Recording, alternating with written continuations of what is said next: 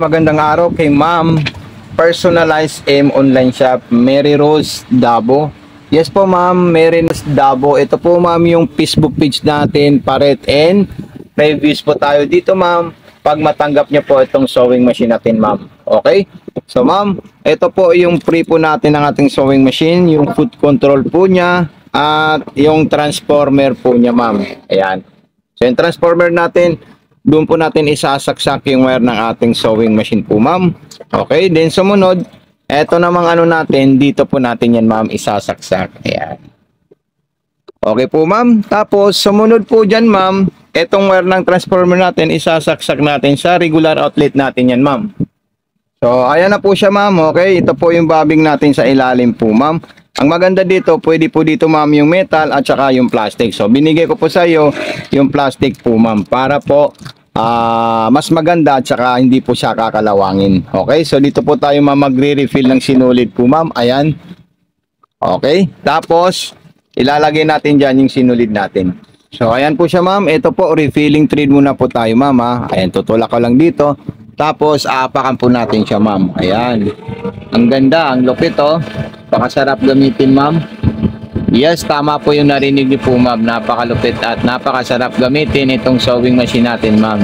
So maraming salamat po sa iyo Ma'am. Wag niyo po kalimutan Ma'am mag-rate sa TikTok at sa page natin Ma'am ha? Kasi sa page doon po tayo magbibigay ng mga video tutorial at pwede niyo rin po kami Ma'am doon video call kung meron po kayong concern sa ating unit.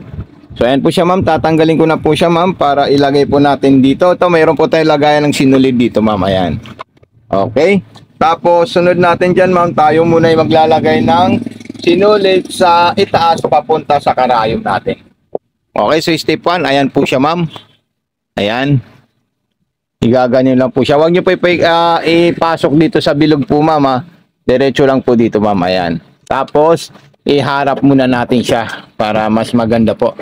Ayan, so dito po natin ipapasok sa dalawang biyak na to Ma'am. Then pataas po siya Ma'am. Ay may mga number naman po siyang step na susundan. Yung hook natin, ayan po siya Ma'am.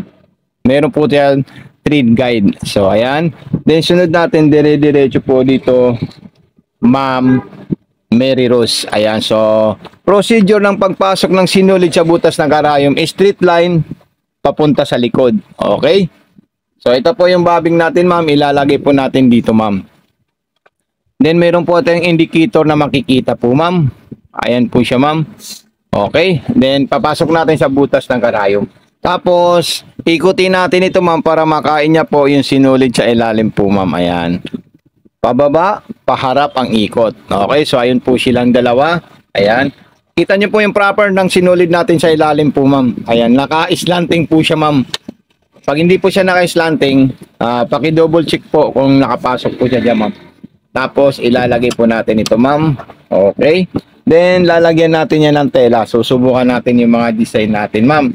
Saan po natin makikita yung mga design or yung mga stitches ng unit natin? Nandito po Ma'am sa gilid Ma'am. Kahit anong klaseng design po dyan, pwede nyo po gamitin Ma'am. Tulad ng zigzagger, pang cotton.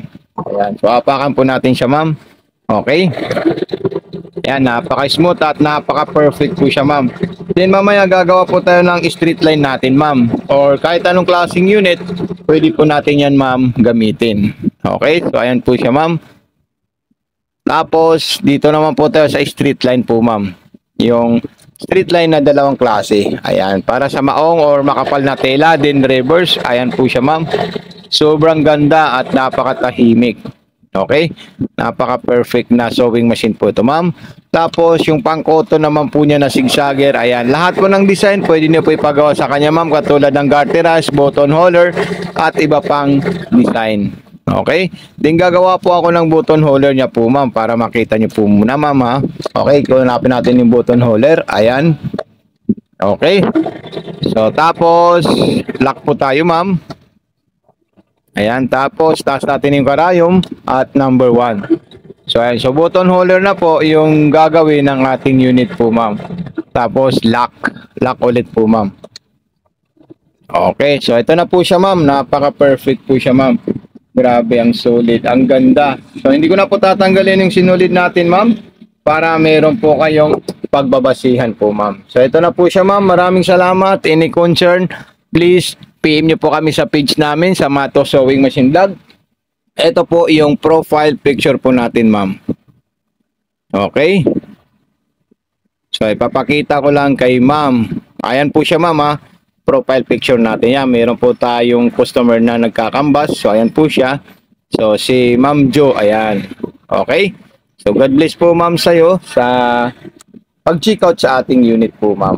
God bless and thank you so much po.